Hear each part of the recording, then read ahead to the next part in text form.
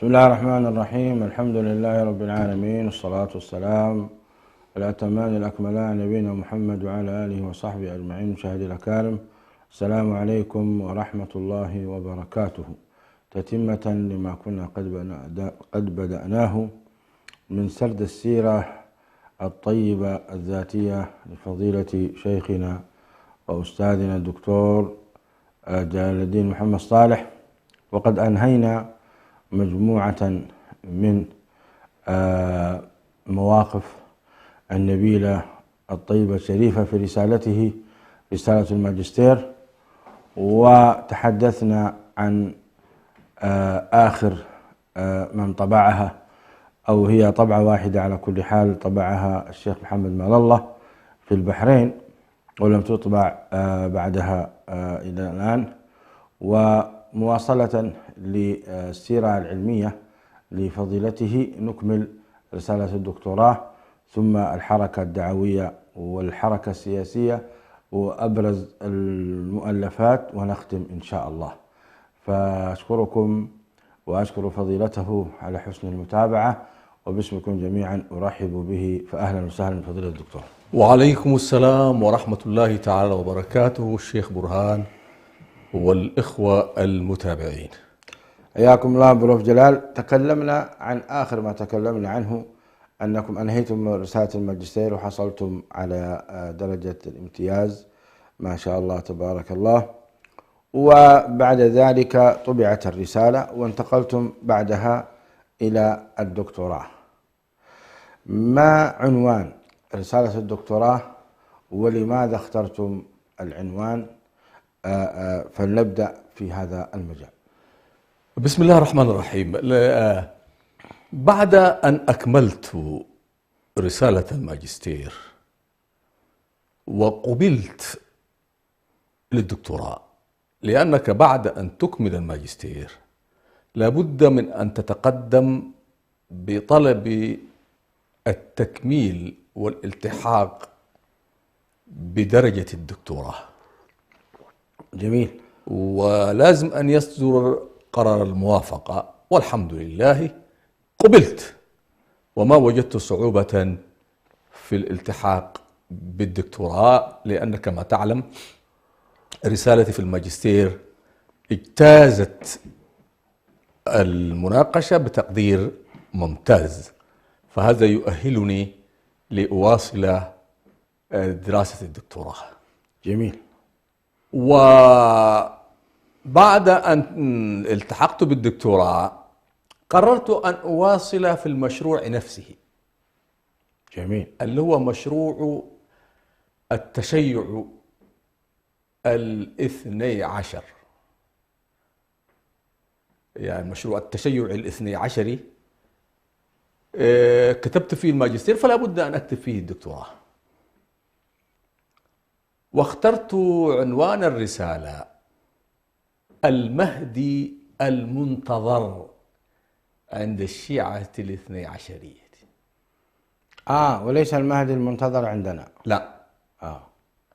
ولكن في مقدمة الرسالة في الفصل التمهيدي لابد أن أتحدث عن المشية عند اليهود، لأن اليهود ينتظرون المشية اللي هو المسيح، والمنتظر عند النصارى، لأن النصارى أيضا ينتظرون مجيء عيسى المسيح عليه السلام. عجبا، تشابهت قلوبهم. والمهدي عند السنة، يعني المهدي أيضا السنة أيضا ينتظرون. فمسألة الانتظار مسألة مشتركة بين الأديان الثلاثة، بغض النظر عن من هو المنتظر الحقيقي. أيضا، ولكن الجميع ينتظر. سبحان الله. ولهذا ثمة من يقول أن فكرة الانتظار عند أهل السنة، المهدي المنتظر عند أهل السنة، فكرة تسللت وتسربت من اليهودية إلى الإسلام. وصار جدل بشأن المنتظر، وابن خلدون ينكر وجود مهدي ينتظر. وبعد دخول جهيمان ابن السيف العتيبي الحرم المكي وادعاء المهدية لمحمد عبد الله القحطاني، وكانوا ينتظرون أن يخسف الله الأرض بالجيش السعودي، وما خسف به الأرض. وجاء الفرنسيون وأيضا كما التقرير الذي نشرته الجزيرة، وما خسف بهم الأرض، وأحبطت فكرة المهدي المنتظر، وأسر الذين اقتحموا الحرم، وأقيم عليهم القصاص أو الحد، حد الحرابة. أثيرت مسألة المهدي من جديد، فكتب ابن محمود مفتي قطر كتيبا: لا مهدي ينتظر بعد النبي سيد البشر. ورد عليه الشيخ عبد المحسن ابن حمد العباد برسالة بكتاب طبع لاحقا: عقيدة أهل السنة والأثر في المهدي المنتظر. يا سلام. ونوقشت رسالة علمية في أم القرى في مكة، جامعة أم القرى، بعنوان أحاديث المهدي في ميزان الجرح والتعديل أو كذا، يعني رسالة درست الأحاديث النبوية يعني. فلا بد أن أستهل الحديث عن المهدي المنتظر بالمهدي عند اليهودية المسيح المنتظر، وعند النصارى أيضا، وعند المسلمين السنة، ثم بعد ذلك أدخل إلى المهدي المنتظر عند الشيعة الاثنى عشرية، وأبين الفرق بين المهدي المنتظر عند أهل السنة والمهدي المنتظر عند الشيعة. ما الذي قرره البروف جلال في مسألة المهدي المنتظر عند أهل السنة؟ المهدي المنتظر عند أهل السنة، قلت هو كلمة مهدي مأخوذة من الفعل هدى، فهو يهدي، وهو مهدي أي الله هداه. ونحن المسلمين نسأل الله في صلواتنا أن يهدينا الصراط المستقيم. صحيح. فالمسلمون مهديون يهديهم الله سبحانه وتعالى. ولأن الله يبعث على رأس كل 100 سنة من يجدد لهذه الأمة أمر دينها، فهذا مهدي أيضا. ولا بأس أن ينتهي الزمن والدنيا بمهدي يجدد الله به الدين. يعني أنت ترى أنه يتكرر كل عام، كل 100 عام مثلا؟ كل الدعاة أنا وأنت مهديون. نحن هدينا إلى الحق. لا، الأحاديث تنص على الاسم، تنص على لا، أيوة، فهذا 7 من أهل العلم يتبعونه. فهذا المهدي الذي يختم الله به الحياة. ولكن قبله مهديون كثر. جميل. يأتون الدعاة والمصلحون والمجددون، كلهم هؤلاء مهديون.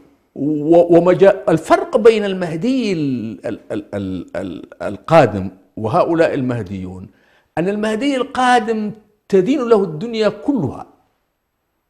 صحيح. وأن هؤلاء ويسود العالم، ومهديته شاملة للدنيا كلها.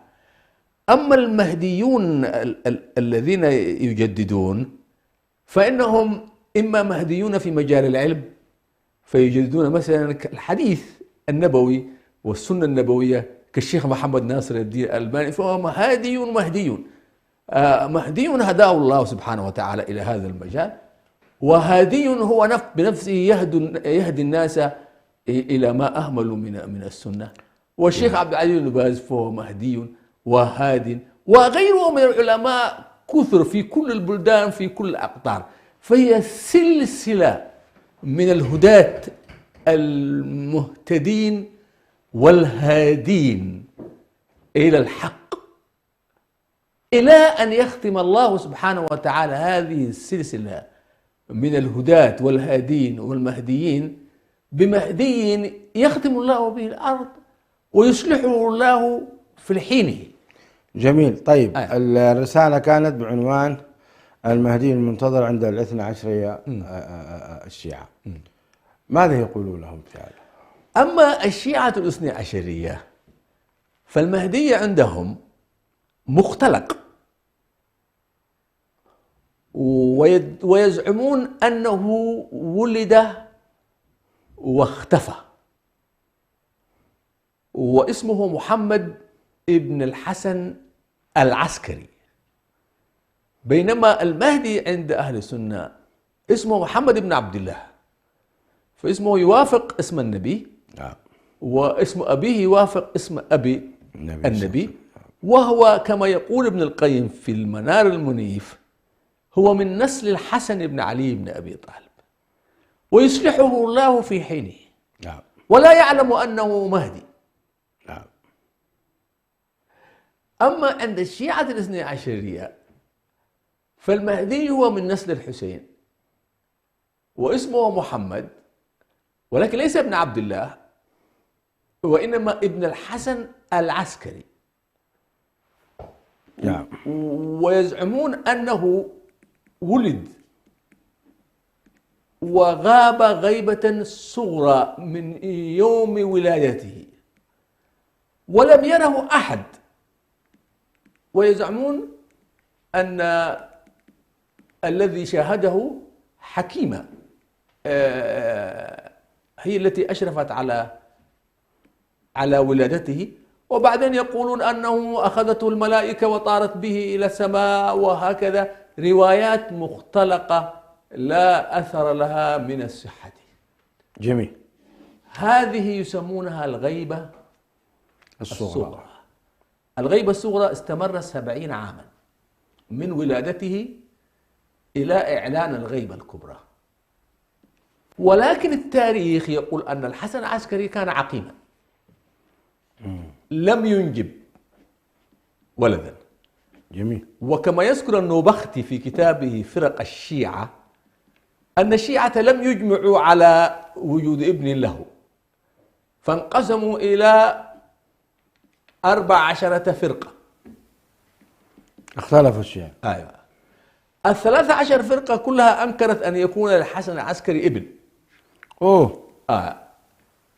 إلا فرقة واحدة مجموعة اللي هم الآن اللي يسمون بالاثني عشرية زعموا أن له ابن وأنه أخفاه، وهذا الابن في غيبة صغرى وسيظهر في يوم يريد الله له الظهور، وحتى الآن الشيعة ينتظرونه. هذه هي والغيبة الكبرى متى كانت؟ الغيبة الكبرى كانت بعد مضي 70 عاما من ولادته، وأنا لا يحضرني الآن متى ولد بالضبط في التاريخ، ولكنه 70 عاما مضت في غيبة صغرى. بعدها ظهر؟ لا، أعلنت الغيبة الكبرى. الغيبة الكبرى لا يرى فيها، وحتى في الغيبة الصغرى هو لا يرى يعني، لكن كان عنده سفراء 4 يسمون السفراء الممدوحين، وهؤلاء كانوا وسائط الشيعة هكذا يزعمون. يعني سفير بعد كلما هلك سفير خلفه سفير آخر، فكان أول سفير هو عثمان بن معمر، كان يلقب بالسماني، يبيع تاجر سمن هو. ثم جاء ابنه لا مش عثمان معمر، عثمان العمري أو كذا. الآن أنا لست متأكد من الاسم، لكن ممكن الناس تبحثها ثم جاء خلفه ابنه، ثم جاء بعده السفير الثالث، ثم جاء بعده الرابع، وفي الرابع انتهت السفارة. خلال هذه السفراء 4 هنالك أيضا سفراء كانوا يدعون السفارة، وكان يجري صراع بين الممدوحين والمذمومين. وهؤلاء الممدوحين كانوا يزعمون ويدعون بأن المهدي لعن هؤلاء الذين هم خصومهم، فكانوا يسمونهم السفراء المذمومون. في كم سنة كتبت هذه الرسالة؟ أنا كتبتها الرسالة كلها أخذت مني 4 سنوات تقريبا. 4 سنوات. جميل. من كان فريق المناقشة؟ ناصر بن عبد الكريم العقل، الدكتور ناصر عبد الكريم العقل، وكان الشيخ صالح السحيمي رحمة الله على موجود في الحياة، لا أدري ولا لا. السحيمي أخشى أنه توفي رحمه الله عليه، لا أعرف على كل حال. السحيمي ها؟ جميل. والحمد لله نوقشت الرسالة وأجيزت بمرتبة الشرف الثانية مع التوصية بالطبع. عجيب، الثانية مع التوصية بالطبع. وهل طبعت؟ لا حتى الآن أنا ما طبعت. ولكنني إن شاء الله أنوي طباعتها. جميل. بعد إضافات وترتيب يعني. نعم. طيب، ما هي الحركة الدعوية، السيرة الذاتية الدعوية لفضيلة الشيخ الأستاذ الدكتور جلال الدين محمد صالح؟ الحركة الدعوية هي بدأت من الجامعة الإسلامية بالمدينة المنورة، وكانت في جزء منها يعني عملا تربويا للذات يعني. في الجامعة الإسلامية قبل حادثة جهيمان كان نشاط طلابي، هذا النشاط الطلابي يدير العمل الدعوي بين أوساط الطلاب، وكانت شيء شيء الجمعية الخيرية نعم الإريترية في المدينة. جميل. والجمعية الخيرية الإريترية أنا وجدتها ناشئة، أنشئت قبلي يعني. ماذا كان هدفها؟ هدفها هو مساعدة الطلاب الإريتريين وفي الأعمال، أعمال الدراسة إذا حصل له شيء وكذا. وبعد ذلك ارتقت هي أيضا، جو طلاب جدد، فتحولت من جمعية من هذا الاسم إلى أن أصبحت جمعية التضامن. في مرحلة التضامن أنا لم أكن معها. أين ذهبت؟ كنت خارجها يعني. كنت في المدينة لكن كنت خارجها. والساحة الطلابية وقتها كانت تموج بأفكار شتى، ولكن كانت هنالك نشاط لجماعة التبليغ في الجامعة الإسلامية وقتها. طبعا هذا قبل حادثة جهيمان. جميل. وكان مدير المعهد المتوسط هو الدوسري، لكن أنا لا أذكر اسمه، فلان الدوسري. هو كان المسؤول عن جماعة التبليغ في الجامعة. جميل. وفي الأربعاء مساء من كل أسبوع يجمعنا في المسجد، مسجد الجامعة. وقتها لم يكن متوسعا بالطريقة التي رأيتها، كان مسجدا صغيرا، ويخرج بنا في قرى المدينة مساء الأربعاء. الإجازة وقتها كانت الخميس والجمعة، فنقضي يوم الخميس كاملة في المدينة، والجمعة مساء الجمعة نعود إلى السكن. ومن كان يخرج معنا من الأساتذة في هذا كان الشيخ علي مشرف العمري إيه الذي رحمه الله توفي. علي عمري اللي هو كان يرقي في لا موجود. وهو كان يدرسنا مصطلح الحديث في المرحلة الثانوية. جميل. فنخرج ونقضي يومين من كل أسبوع، في كل أسبوع يعني. ما شاء الله. هذا كان النشاط. كنا نستفيد في جماعة التبليغ، يكلفونك بالبيان، بإلقاء الكلمة، بالتجول في الشارع، ودعوة الناس إلى المسجد في رحلة. فكانت من زاوية ترفيه، من زيارة، من زاوية تربية وتدريب على الحديث. يعني شاركت جماعة التبليغ؟ أيوة شاركنا جماعة التبليغ يعني. طيب مشاهدي الأكارم، سنواصل الحديث. ربما أيضا شارك في جماعات أخرى، لعله أيضا يعني لحق ببعض الجماعات الأخرى أيضا. فإن شاء الله فاصل ونواصل. عودنا والعود أحمد، نواصل معكم السيرة الذاتية لفضيلة الشيخ الدكتور جلال الدين حمد صالح. نعم شيخ جلال، أنتم يعني خرجتم مع جماعة التبليغ ولا ترون بذلك بأسا. نعم واستفدنا منهم. وكان أظن اسمه خالد الدوسري. خالد الدوسري كان مدير المعهد المتوسط للجامعة الإسلامية، جزاه الله خير. وكان هو الذي يجمعنا في مسجد الجامعة كل يوم الأربعاء، وشباب يأخذنا، وبعض أساتذتنا كما ذكرت لك مثل الشيخ علي مشرف العمري كانوا يخرجون معنا يعني. بعدين بعد حادثة جهيمان أيوة منع هذا النشاط نهائيا، ولم يعد أي نشاط في الجامعة بشكل علني يعني. وبدأت الأنشطة تأتي بعد ذلك تدريجيا شيئا فشيئا. أيوة نعم. سبحان الله. هل لكم مشاركات مع جماعات أخرى كجماعة الإخوان مثلا؟ جماعة الإخوان المسلمين، أنا كنت مولع بقراءة كتب جماعة الإخوان المسلمين، ووعي السياسي والفكري يعود إلى كتبهم،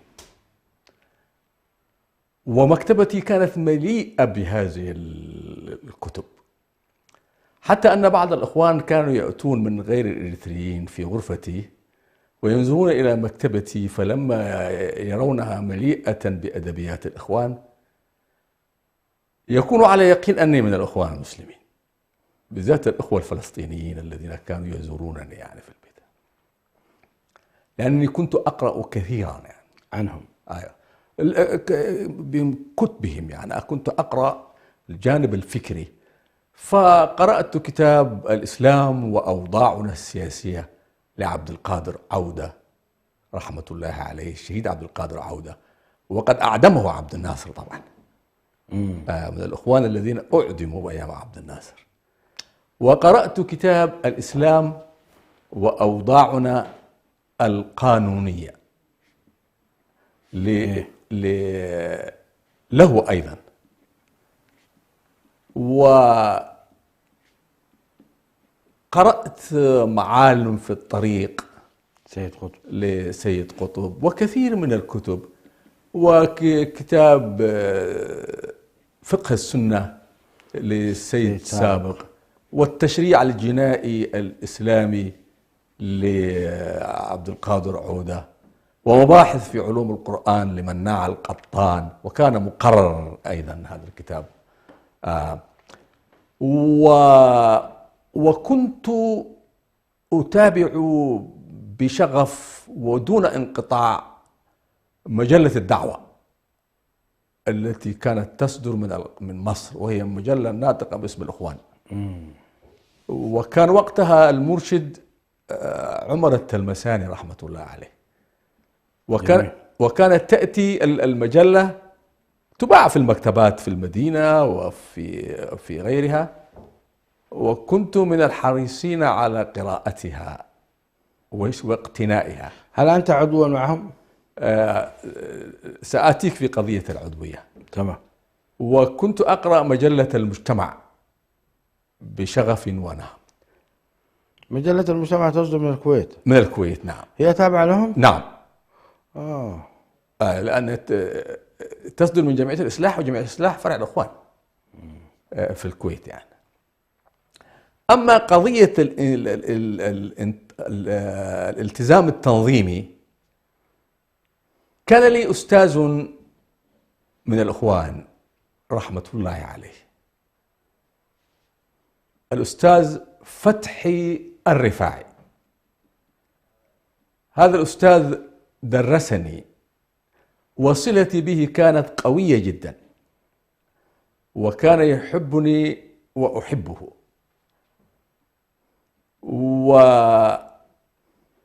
ودعاني. ما المادة التي درسك؟ كان يدرسنا كتاب الفوائد لابن القيم في الثانوية. جميل. فدعاني إلى بيت لأحد الطلاب الذين يحضرون رسالة الماجستير أو الدكتوراه في جامعة الإمام محمد بن سعود فرع المدينة. جميل. وكان عنده سكن في سكنه. الأخ الفلسطيني هو اسمه العساف. عساف فلسطيني، أي فلسطيني هو، أو أردني، أو أردني فلسطيني أردني أو أردني، المهم. وهنالك دعاني للالتحاق بتنظيم الإخوان المسلمين، وهو أستاذي فتح الرفاعي. فشكرته على هذه الثقة وكذا، ولكنني اعتذرت عن الالتحاق بالتنظيم والعمل من خلال التنظيم. وحقيقة هذا الاعتذار جاء لأسباب. أيوة. لأنني كنت على خلاف أو عدم اقتناع بالمجموعات التي كانت من المجموعات الإريترية، يعني التي كانت تقود التنظيم يعني. فلم أجد ارتياحا نفسيا.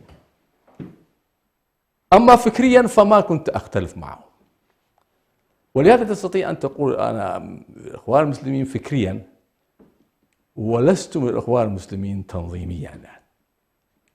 وفكريا معناها أنه هي الفكرة يناصرها أي مسلم يعني.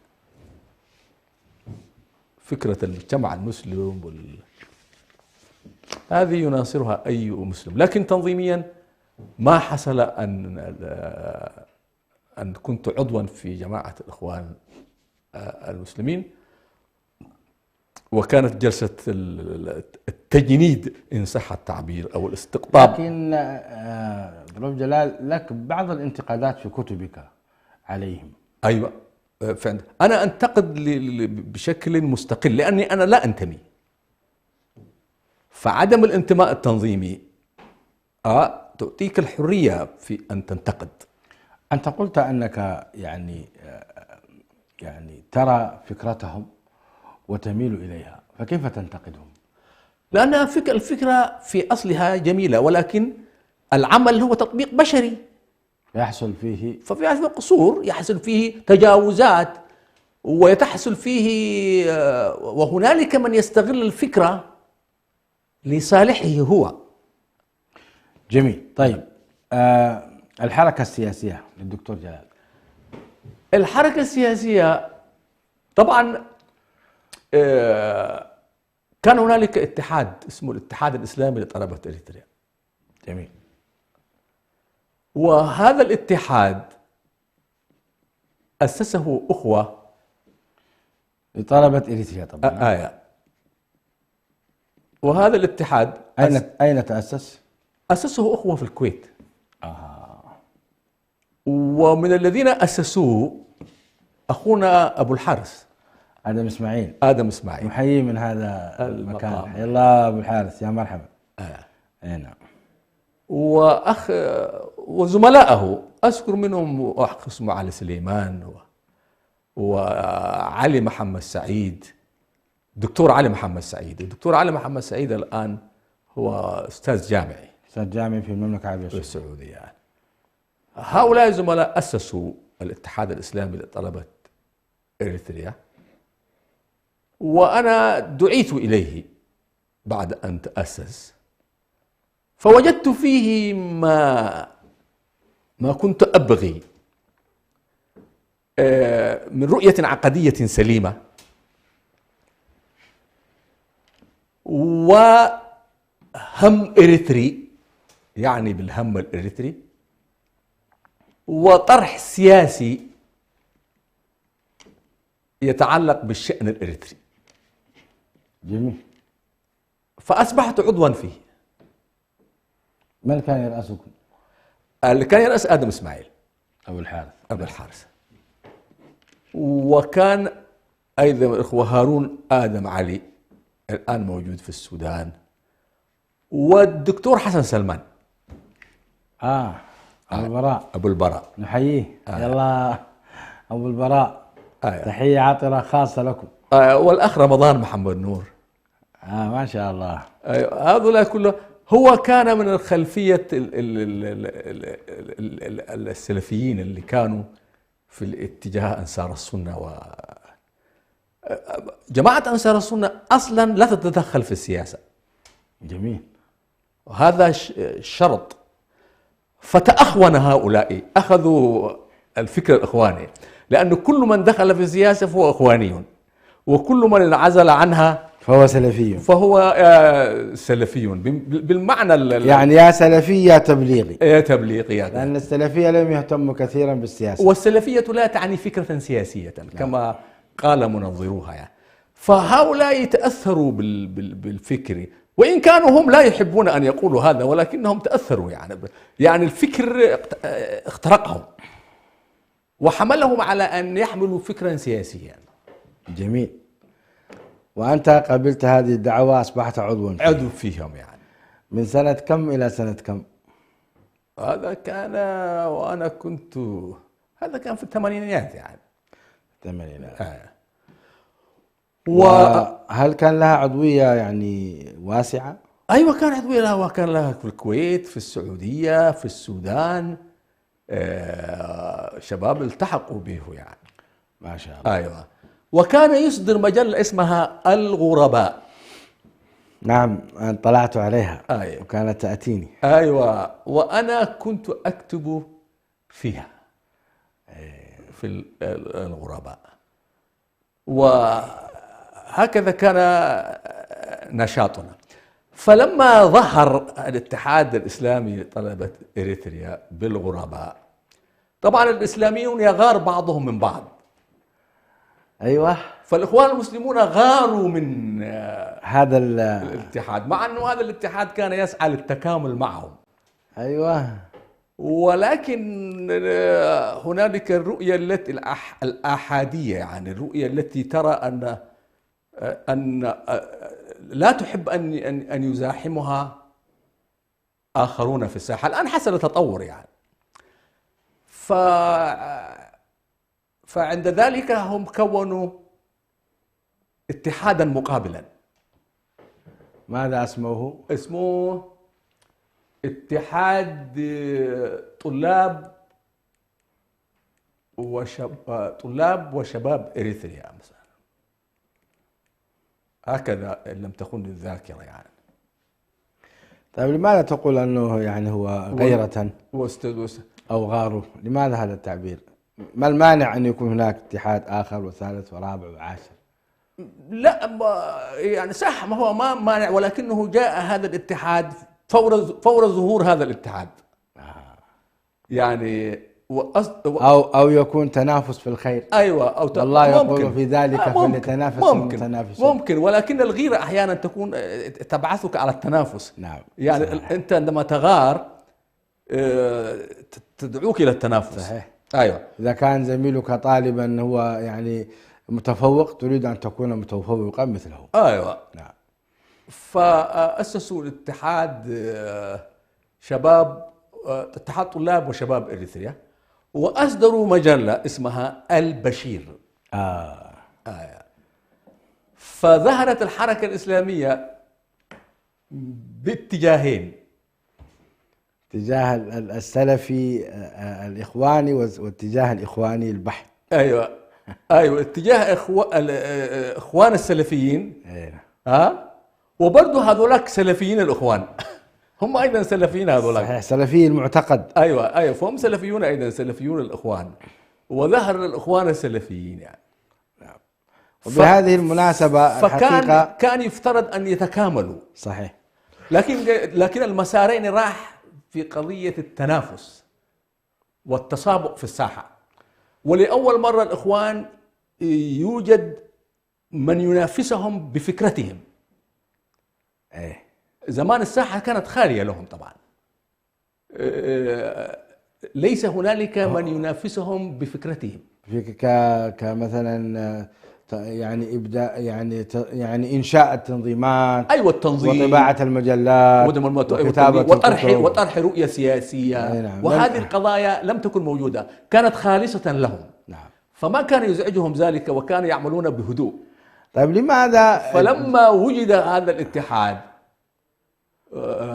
زاحمهم في الفكرة، وهذا شيء طبيعي. أنتم سلفي الإخوان كما تعبر، لماذا أنتم لم تنضموا إليهم؟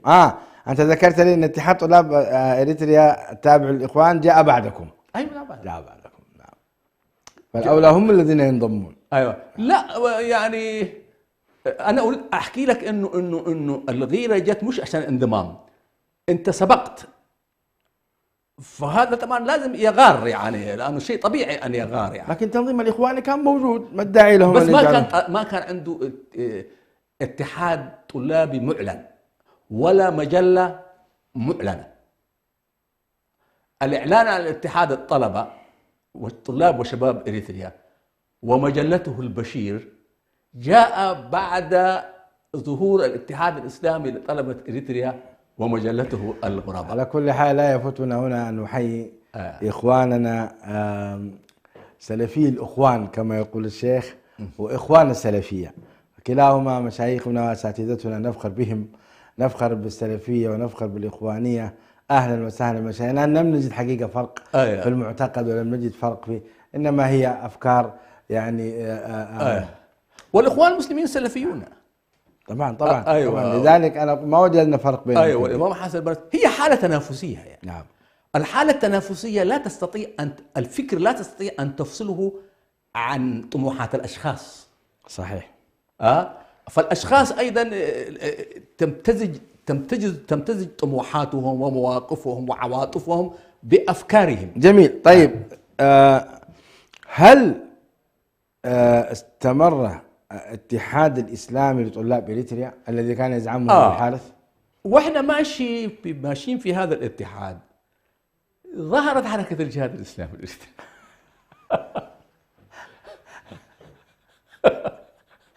أيوة. فلما ظهرت حركة الجهاد الإسلامي عام 82 صح؟ لا الحركة 89. 89. لما جاءت حركة الجهاد الإسلامي الإريتري، أفراد الاتحاد الإسلامي لطلبة إريتريا حضروا مؤتمر التأسيس لحركة الجهاد الإسلامي الإريتري. أخونا أبو الحارث آدم إسماعيل وغيره حضروا المؤتمر التأسيسي وشاركوا في تأسيس حركة الجهاد الإسلامي الإريتري في السودان، وتكونت الحركة، وأصبح أخ آدم إسماعيل ومن معه أعضاء في هذه الحركة. وأنا حقيقة لم أحضر المؤتمر، ولكنني اخترت غيابيا عضو مجلس شورى حركة الجهاد الإسلامي. يا سلام يا سلام. إلا أن كان لي موقف. ما هو موقفكم؟ فالأخوة في الاتحاد الإسلامي تحمسوا للالتحاق بحركة الجهاد الإسلامي والانضمام إليها. أنا كنت ضد هذه الوجهة. عجيب. أنت دائما ترى السلام. مش قضية السلام، لأنه عندي خلفية عن الصراعات اللي كانت في المدينة وأنا كنت جزء منها. نعم. بين هذه المدارس، فكنت أقول إنه هذه الحركة، حركة الجهاد الإسلامي، نشأتها نشأة عاطفية. نعم. وأخشى أن تنقسم كما كان مؤسسوها ينقسمون في المدينة، يتحدون ثم ينقسمون، يتحدون ثم ينقسمون. فكنت أقول أتساءل ما الذي حدث؟ فلم أكن أطمئن ولم أكن متحمسا لها. حاولت أن أثني الأخوة في الاتحاد الإسلامي طلبة إريتريا أن لا يلتحقوا بحركة الجهاد الإسلامي. ولم يستجب لك أحد. فنصحتهم فما انتصحوا، لم يستجيبوا. وقتها أنا كنت في الماجستير، وكانت عندي غرفة خاصة للطلاب. ذهبت إلى الدكتور محمد مطر الزهراني رحمة الله عليه، اللهم اغفر له اللهم اغفر له وارحمه وعافيه واعف عنه، أكرم نزوله ووسع مدخله ونقه من الذنوب والخطايا كما ينقى الثوب الأبيض من الدنس. نعم الشيخ، نعم المرشد، ونعم الموجه. نسأل الله أن يرفعه في الفردوس الأعلى. آمين. ونحيي أسرته من هذا المقام. نعم، نحيي من هذا وندعو الله له ونتمنى أن يصله هذا الدعاء، ونتمنى أن يصل هذا الكلام لأسرته أيضا، الشيخ محمد مطر الزهراني رحمه الله تعالى. وأيضا لابد أن أترحم على أستاذي الأستاذ فتح الرفاعي رحمة الله عليه، من الإخوان. اللهم اغفر له وارحمه وعافيه واعف عنه فسيح جناته. نعم آمين. فأنا كلمت الدكتور محمد مطر الزهراني وشرحت له التطورات التي جرت، وقلت له الإخوة يريدون أن يحلوا الاتحاد ويلتحقوا بحركة الجهاد الإسلامي، وأنا غير مطمئن لهذا العمل، فيا ليت تنصحهم. نعم. فقال لي جيد، وعقدنا اجتماعا في غرفتي في الجامعة. حضر الشيخ وحضر الدكتور محمد مطر الزهراني. الله. وكان من الحضور الأخ أبو سهيل، لأنه كان معنا في الاتحاد. كان طالبا الشيخ أبو سهيل؟ أيوة. الشيخ محمد أحمد صالح، وحييه من هذا المقام أيضا، وسلم عليه. والشهيد إدريس عبد الله أبو حامد، واستشهد رحمة الله عليه، والبقية الأخوة. وحصل الاجتماع في غرفتي، ونصحهم وذكر لهم تجارب في الانقسامات والانشقاقات للحركات الإسلامية. كان بارعا في هذا. أيوة. قال لهم لا تستعجلوا، فإن هذه تبدأ هكذا ولكنها ستنتهي بانقسامات. وضرب لهم مثلا بالحالة السورية. جميل. اتحدوا ثم حصلت انقسامات، ودعوا الاتحاد ينمو ويستمر. وعلى كل حال سمعوا الحديث ولكنهم لم يقتنعوا. جميل. فاجتمعنا مرة ثانية في غرفتي، وجرى النقاش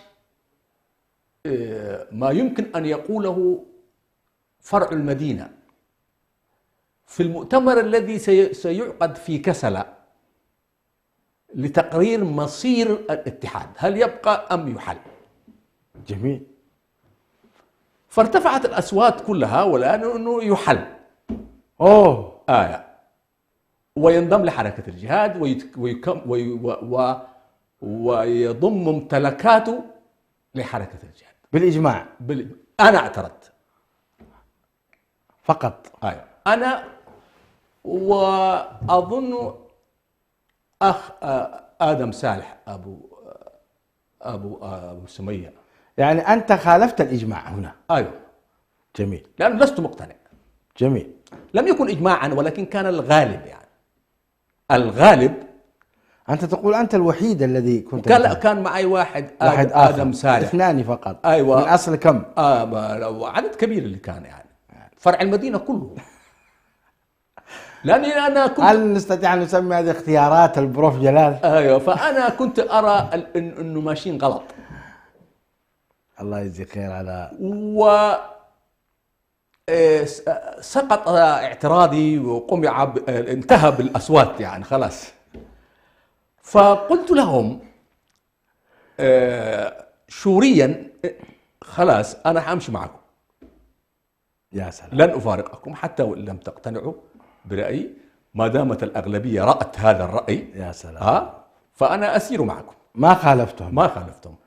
أبديت رأيك ولم يأخذوا برأيك، ومع ذلك أنت كنت معهم وانضممت إليهم. أيوة. وحل الاتحاد. أيوة. لكن قلت لهم أيوة. الوفد الذي سيذهب إلى كسلا لينقل رؤية فرع المدينة، قلت له إنه يكتب في محضر المؤتمر أن جلال خالف، أن جلال رافض حل الاتحاد. ما الفائدة من ذلك؟ التاريخ، تسجيل موقف. أيوة، تسجيل موقف.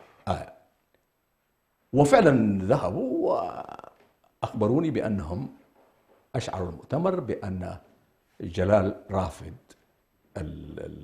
حل الاتحاد. نعم. ولكن المؤتمر أيضا خرج بقرار حل الاتحاد. الحمد لله على كل حال. وحل الاتحاد وضم إلى حركة الجهاد الإسلامي الإريتري، وأنا عملت ضمن هذه الحركة، حركة الجهاد الإسلامي. طيب، انتهى الوقت دكتور جلال، وهناك نقاط كثيرة حقيقة ما أنهيناها، وأنت تريد أن تسافر وتعود إلى لندن. فأنا أرى شيخنا الكريم أننا نواصل الحديث في هذا التاريخ الجميل وهذه التجارب، خصوصا حركة الجهاد الإسلامي الإريتري، يعني الإيجابيات والعقبات التي مرت والمواقف، حتى الشعب يستفيد ولا يكرر الأخطاء مرة أخرى. أرى أننا نواصل هذه السيرة الطيبة من خلال برنامج التواصل عبر الأقمار الصناعية إن شاء الله على الهواء مباشرة. مشاهدي الأكارم، الحديث ماتع، هناك حقيقة نقاط كثيرة لم نتحدث عنها، فبالتالي سأوقف الحلقة في هذه النقاط، ونكمل إن شاء الله تعالى في الحلقات القادمة. أتقدم إليكم بالشكر الجزيل على حسن صبركم واستماعكم لهذه الحلقة، كما أتوجه أيضا بالشكر الجزيل لشيخنا وأستاذنا البروف جلال. ويعني كما لاحظتم رأيتم كيف هذه المواقف يستفيد منها الشخص ويتدرب. وأيضا ذكرنا مجموعة من مشايخنا وأساتذتنا، الدكتور الشيخ محمد مطر الزهراني، هو كان أيضا يزورني في المدينة وأستمع إليه وأستفيد منه كثيرا، كنت أزوره أيضا رحمه الله رحمة واسعة، كان عالما مربيا فاضلا، فرحمة الله على مشايخنا جميعا. مشاهدي الأكارم، وأنتم أيضا توجه إليكم بالشكر الجزيل مرة أخرى. أسأل الله تعالى أن يجمعنا وإياكم على الخير. هذا أخوكم برهان يحييكم، والسلام عليكم ورحمة الله.